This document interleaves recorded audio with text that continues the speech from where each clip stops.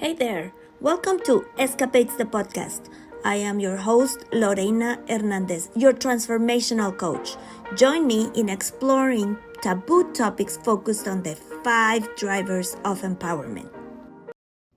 Welcome back to Escapades. Have you noticed all the rainbow flags flying around in our communities and places of work? This is a topic that many people in our Latinx community don't want to talk about and needs to be normalized. Here we go then. For years, I have asked myself lots of questions about the pros and cons of working with the LGTBQIA plus community. In search of answers and to begin talking about this topic, we must acknowledge first that friendships are important for any human being. Today, our focus is how the Latino community and the LGBTQIA plus community can benefit from being friends. Lots of reading and talking, and here are some of the findings to get us started in this conversation. 4 in 10 people from the community have been rejected by a friend or family member at some point without considering the rejections they face at places of worship, restaurants, hotels, and places of employment where they have been treated unfairly. Gay men and lesbians in particular receive more substantial support from friends than heterosexual men and women. And it is us women who tend to express less prejudice towards the community. Latino people from the community keep their preferences for the nuclear family mostly because their extended family bases their opinions based in religious beliefs. Many are even banned from the family and wished misery. The people I have spoken with all have in common how difficult it is to come out, as they are afraid to be rejected by the people they love the most.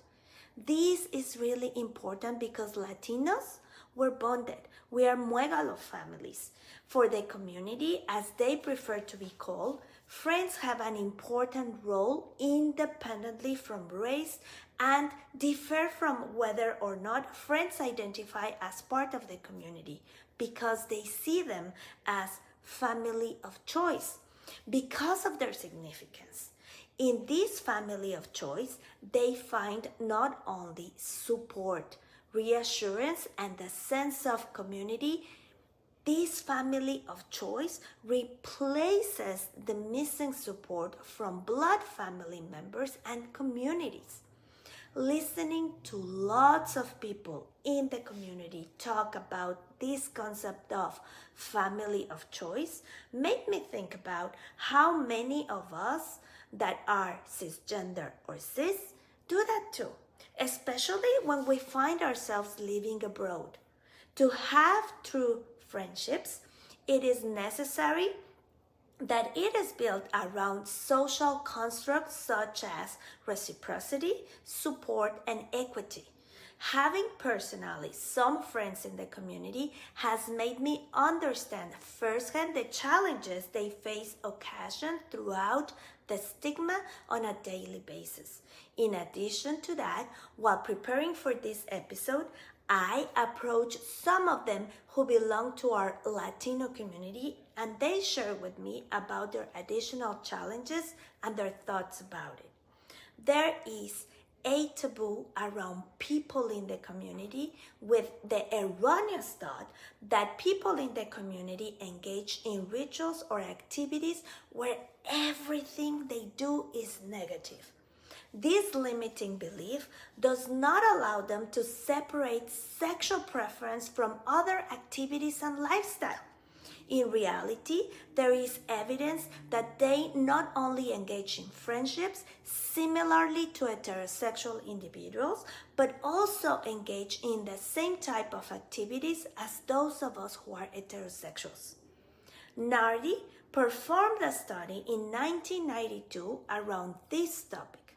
and found that friendships are important for gay men and are central organizing element in their identity for emotional well-being.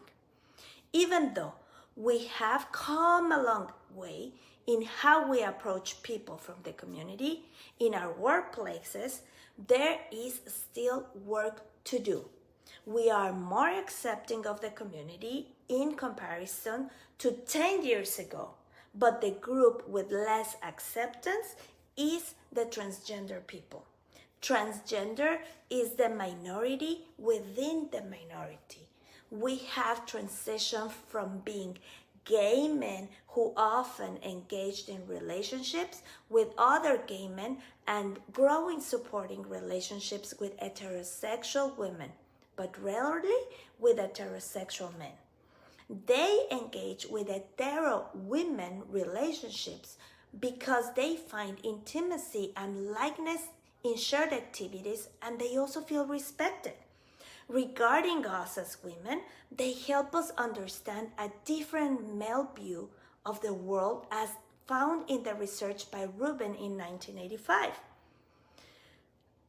They always know that TB mirrors society, and this topic is not an exception, as since we have seen it in Will and Grace or Sex and the City, for instance. Younger generations are more accepting of the community and do not feel they have to hide their friendships. Friendships between a heterosexual person and someone from the community are platonic without excluding the possibility of flirtation between them. When we have friends with people in the community, we are able to ask for advice and a deep and very personal level in comparison to when we interact with our heterosexual friends and we have friendships with someone just because of their appearance or personal benefit. Several researchers have found that relationships between heterosexual male friends are defined as instrumental, whereas relationships between heterosexual female friends are expressive and interest. In contrast, when we have friendships between heterosexual people and people from the community, we find that expressiveness and intimacy are not the only features present, but they are surrounded by a comfortable and relaxed environment, free of pressure, and most importantly, it is free of any underlying agenda. We can be more open, honest, and intimate because we're not worried about offending or hurting someone else's feelings. They give each other excellent advice for relationships. People from the community find here a space to be open and talk about anything they choose to do versus having skin-deep conversations with their friends from the community as well as with their families, as they lack openness in their families. The feedback we get and give each other is unbiased and honest, and we value each other because of our personalities. There are no taboo topics that could be misunderstood because we feel safer as we don't feel targeted or would. In this type of interaction, there is no competition for giving into the feminine side. We allow ourselves to laugh louder, look at each other in the eye, and share whatever we want without fear of being misinterpreted for our non-verbal expressions. Ironically, society is okay when we hang out together, but it is not well perceived when we hang out with, for a long time, for a person who's a straight.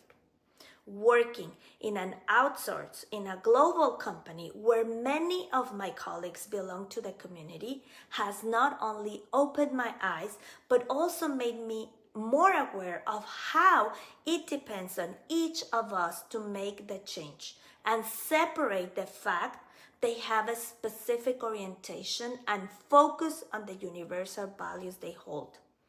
Many of them have even stricter values than we do and are professional examples to follow. Look at Elton John, Ricky Martin, Ellen DeGeneres, Caitlyn Jenner, Megan Fox, just to name some. My invitation is to live on the side of our judgment and be not only welcoming in our work and neighborhood settings of all those human beings that have so much to offer professionally and emotionally to us, living on the side and respecting their sexual preferences. Consider them for promotion if their performance warrants benefits for our company. Solicit feedback as you would normally do with any other person. Leaving prejudice on the side, many times what is outside of our cultural norms can provide us with business benefits. So that was our episode for today. See you in our next season for Escapades. That wraps up another insightful episode of Escapades, the podcast. We hope you have enjoyed our discussion today. We will be discussing another taboo topic weekly. Before we go, if you have found value in our content, please share it. It helps us reach more people like you. Also, connect with us on LinkedIn, Instagram, and Facebook. We would love to hear your thoughts and ideas for future episodes. And if you're interested in scheduling a coaching session with me, the link is on the show notes. I'm always happy to help people achieve their personal and professional goals. Thanks again for living this journey with me. Until next time, keep escapading.